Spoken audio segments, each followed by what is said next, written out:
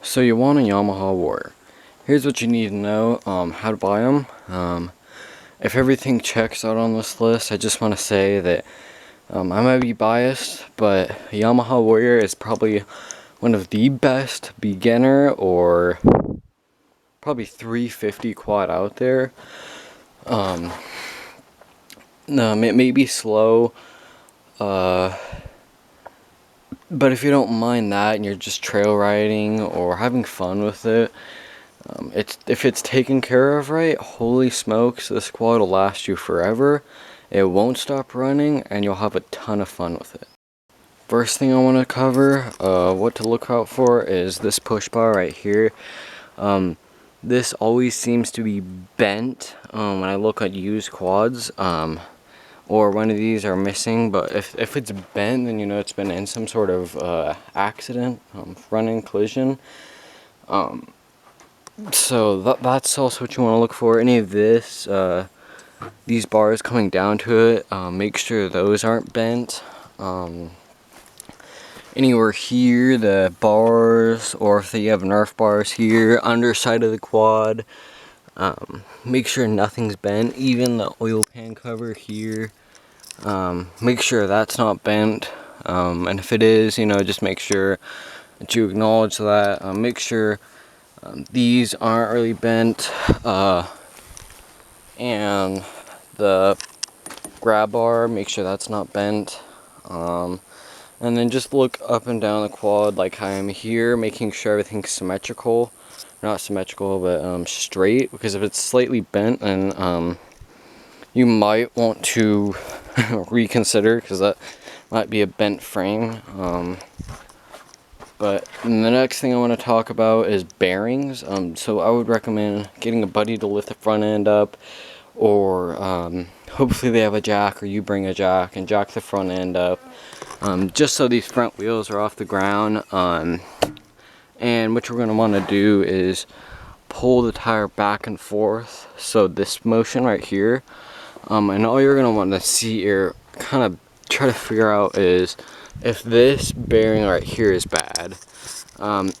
So maybe even hitting on the side, seeing if there's vibrations, if you can hear any like looseness, then you definitely want to make sure that, you know, that's definitely checked out. And if it is a bearing that's going, then, you know, add that to the cost of potentially fixing it, which will need to be done.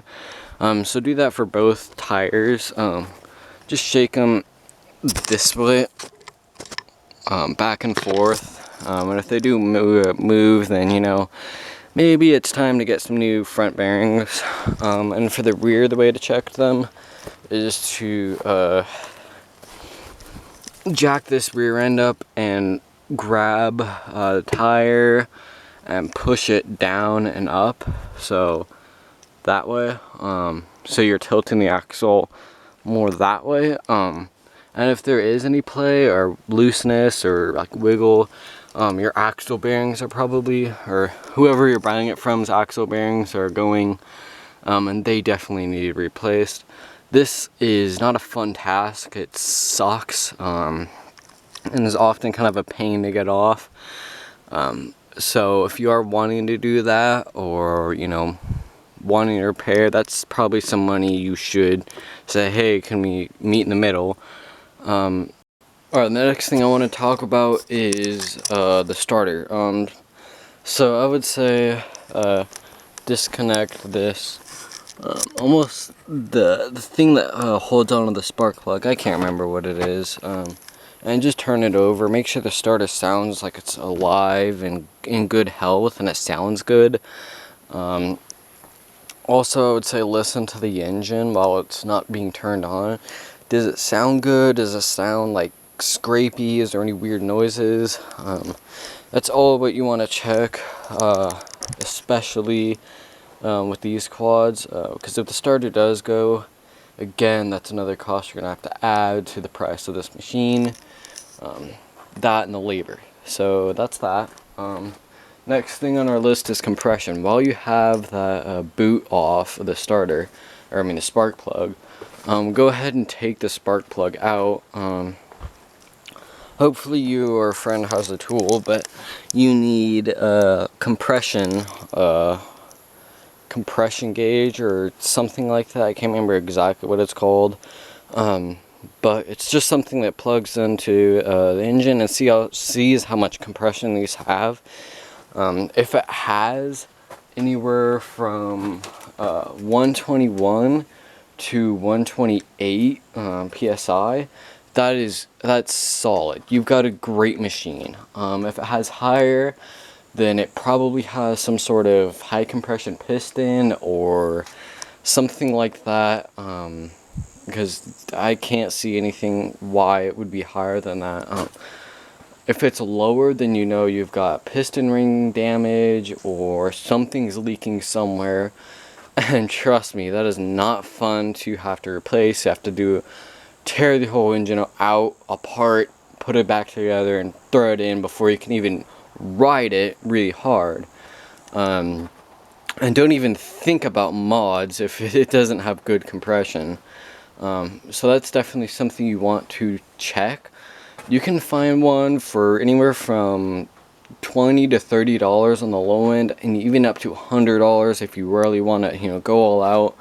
You could probably find them at AutoZone, Napa, just everywhere. They're pretty common. Next thing you want to check is tires. Tires are huge, so in comparison, here's my front tires. You can see them. They're not great. They're really not great. Versus my rear tires. These are pretty much brand new tires. See how meaty these are? And even still got the little red line on them, as you can see, but they're good, solid tires that are probably going to last me all season, and then some.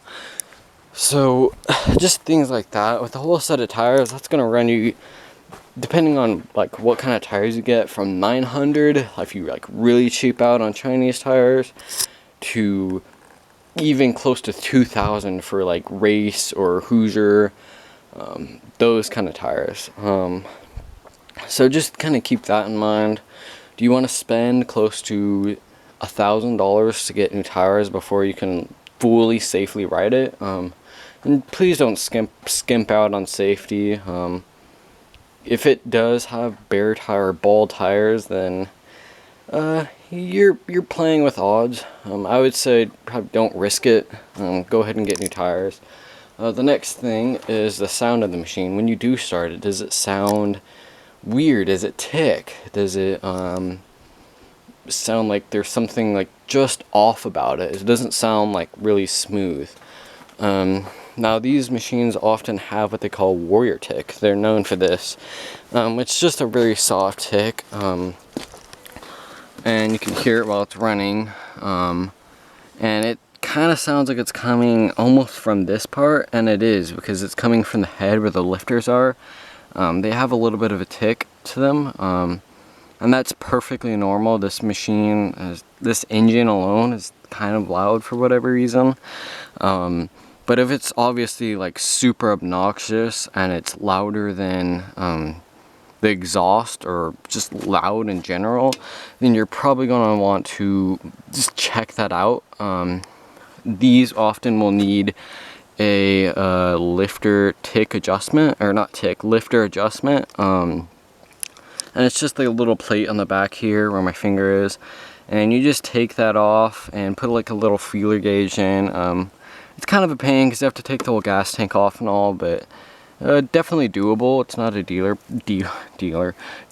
breaker if that's, if you have mechanical incitement and you want to do that and want to get close to the machine, absolutely. But if it's obviously sounds horrible, if it sounds like something's just knacking inside the engine or ticking in general, then you definitely want to be aware of that and potential cost to fix that. And the next thing, speaking of sound, is when you have a seller, hopefully Facebook Marketplace, which I would say is the best place to get them. But wherever you get them, you can talk to them and ask them, hey, can you please leave it cold when I get there? And when it is cold, this will bring out tons of what the machine's actually like. And to really test this is, you know, definitely make sure it's cold with the seller. And then as you're looking around the quad before you start it, put your hand on the exhaust pipe. It's a little bit risky. Just make sure it's cold. If it's cool to the touch or even touchable, then you know then you've got a cold machine. And then go ahead and start it. And if it starts right up like that, then amazing, great. But if it, you know, really has to crank over, some machines are just like that, especially depending on the weather, where you're at. But most of the time that means that you'll maybe need to dig deeper if it like cranks a ton before it starts. Maybe it's a carburetor issue, as simple as that. Or it could be a whole nother issue like timing or just whatever. So just make sure it's cold, so there's no weird sounds coming out of the engine. Like I said, that's really where it shines the most, when it's cold. Now I want to bring my attention to this rear grab bar. It seems like a lot of people love to like abuse the beans out of this quad. And one of them was wheeling, and if you can see any scrapes, I don't have much on the bar, as you can see, because I can't wheelie, sadly. But any scrapes on the bar or anything serious like that, you just want to make sure that, hey, you know, this person's been wheeling it. What's their personality like? Especially in the listings, if they do show wheeling, or not the listing, but the pictures that kind of show what your quad is, or hopefully future quad. If they wheelie in it, do jumps that are like super high and look like they are kind of like rough on the quad, and just keep that in mind in the back of your head, and be extra cautious about looking over it and making sure everything's good. So just wheelies, I would say, aren't a negative thing, but they're definitely something to look out for. And that grab bar could be bent.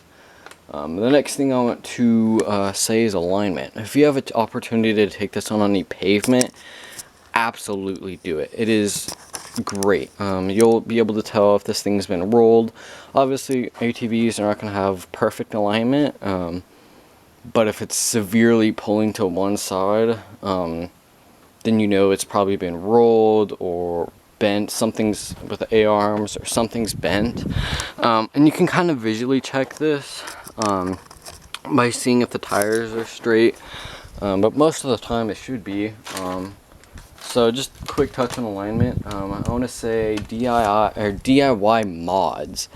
If anyone's tearing apart the engine, or, you know, taking it apart at all, whether to put a rev limiter, or kick out the not the rev limiter, put in whatever, like a cam, or port the head, to whatever people might do, make sure it's hopefully done by a mechanic, and ask for potential receipts from the mechanics if they do have a ported head, or maybe even if head gaskets have been replaced.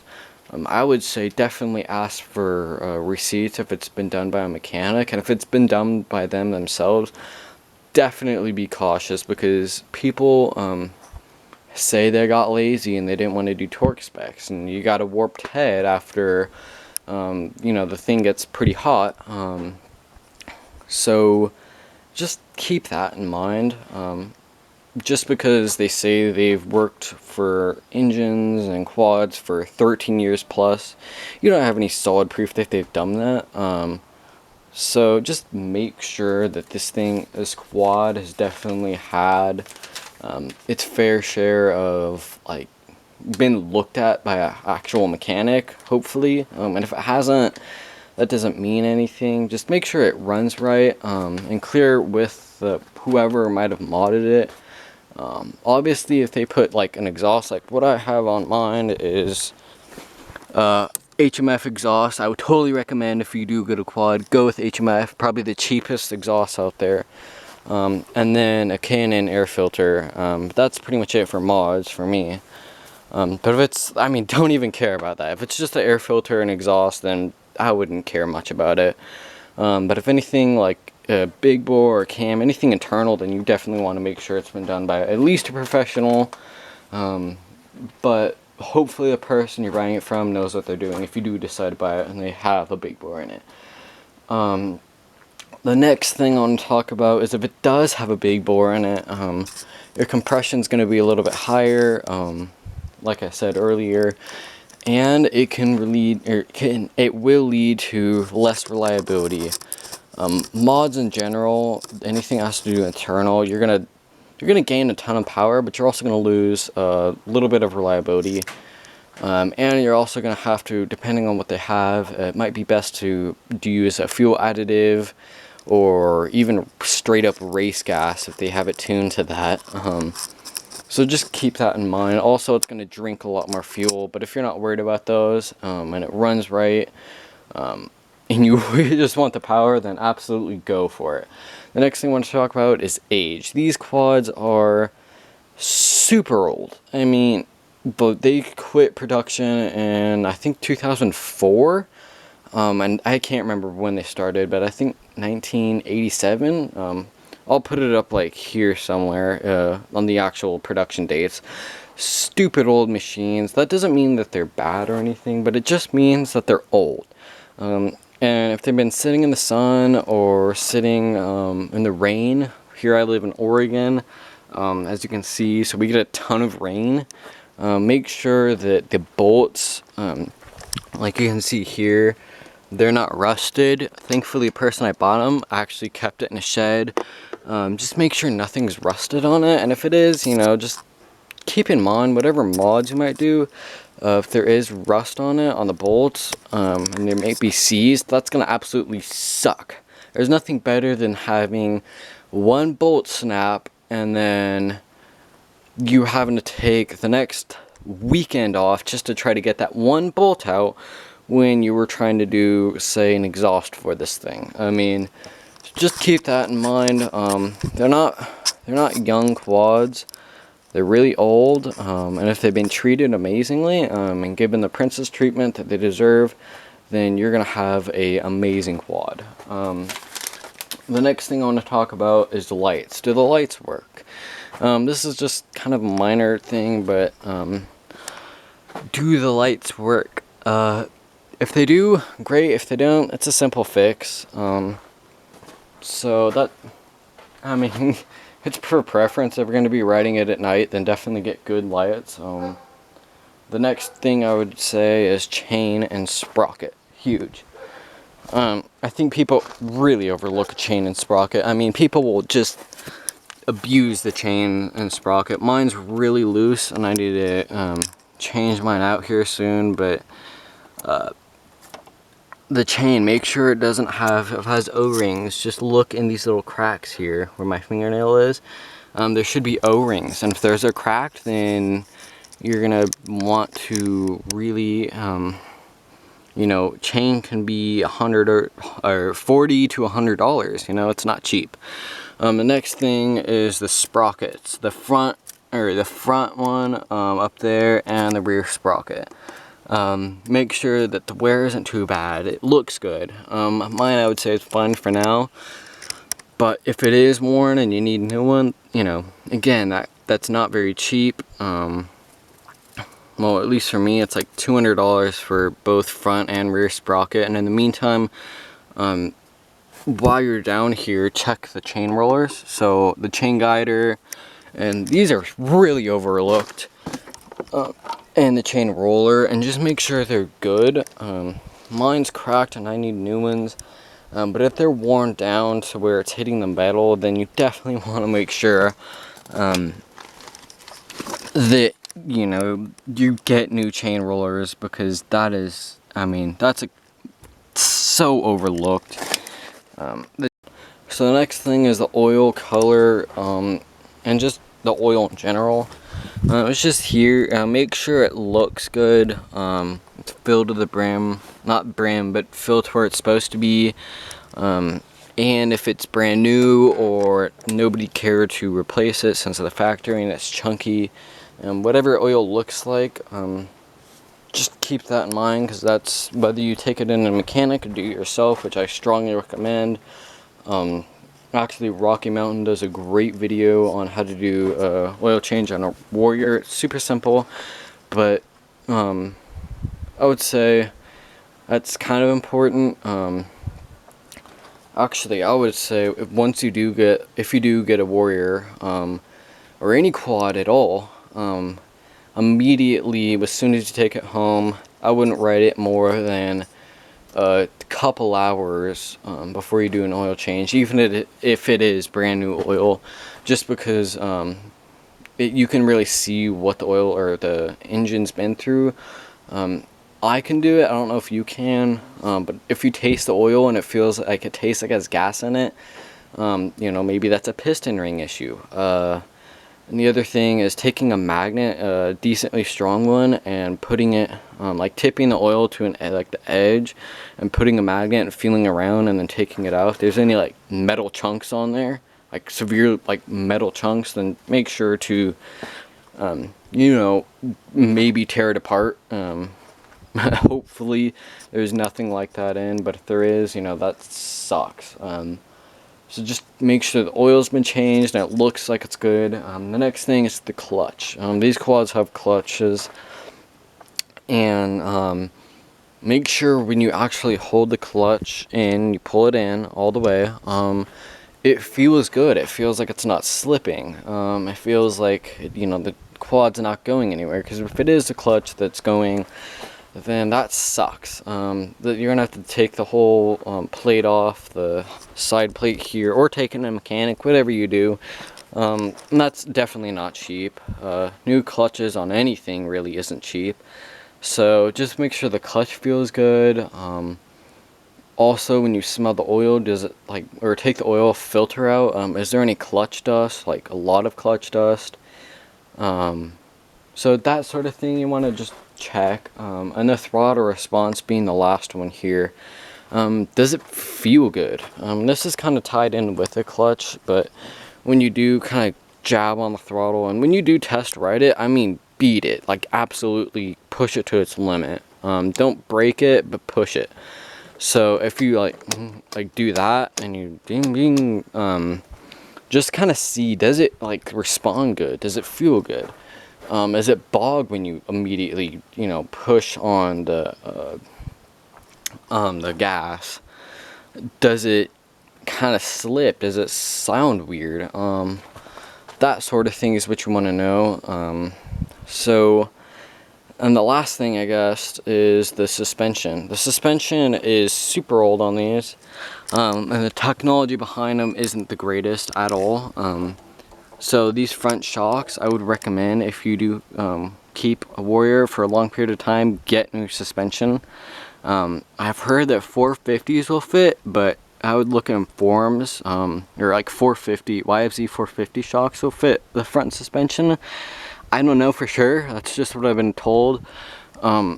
So check, see if I'm right, but just kind of pick the quad up and let it, you know, bounce on the ground. See if it feels good. If it bounces, if it's really bouncy, I would say put a foot on the front bumper and just kind of push it. Jump on it, really work that suspension. Does everything look and feel right? And oh, one thing I forgot, but and same with the rear suspension. Does it feel bouncy? You know, does it just absorb it? Does it feel good? Does it, you know, that sort of thing? Because if it feels bouncy and you need new suspension, that's not cheap. One thing I forgot, when you do the bearing check, you're going to want to make sure the front stem is good, because if it's bent or you need new bearings, you know, that's another cost. But overall, if everything checks out, and hopefully you get lucky, because these quads have been known to just been beat to all get out. So if you can get a nice one, hopefully that it's like mine. I have a 2002 black and white, and it's been great. I mean, amazing. These quads, if you take care of them, keep them stored through the winter, drain the carb through the winter if you're not using it for a long time, and just overall be really respectful and respect the quad. I mean, you're gonna have a great time with the quad. They're amazing if you're a beginner riding. If you're switching from like dirt bikes to quads, I would say. Just so you can get used to it, it's a 350. Or if you're a kid going from like a 250 to a 350, amazing. You really can't get in much trouble with these, unless you're like being really stupid. These are very forgiving quads, and other than the suspension and the sound of the stock muffler, I would say these quads are probably one of the best 350s out there, like I've said before. Just amazing overall quads, solid bulletproof air-cooled engines. That'll just, I mean, if you, like I said, if you take care of it, do the oil change, it'll last you forever. One thing I did forget to mention, hopefully you made it this far in the video, but the brakes, do they feel spongy or do they grab? So that's just another thing you want to check. Make sure that's all good. But I just want to say, if you made it this far in the video, it really means a lot to me. Thank you so much for watching. Hopefully this helps. If you have any commentary, anything that I did wrong or that you want to add to what I said, please drop it in the comments below. Thank you again so much for watching, and I'll see you guys later.